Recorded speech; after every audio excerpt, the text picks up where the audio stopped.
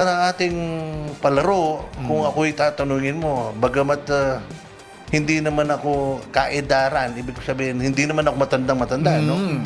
I started sa ating palaro way back in 1977.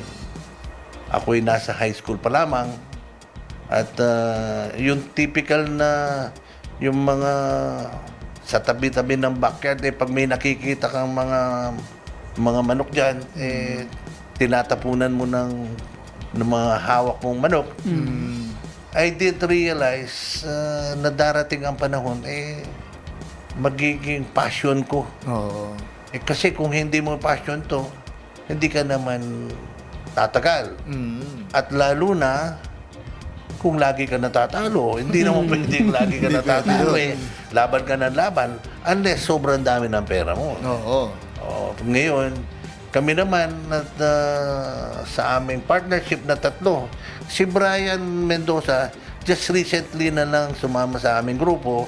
Actually, last year lang. No? Sabi niya sa akin, pwede ba akong sumama sa inyo? Nung sumasama-sama siya sa amin, sabi ko, gusto mo isalin na natin ang pangalan mo doon? Bakit hindi? Sabi naman niya. Kaya tuwan-tuwa siya.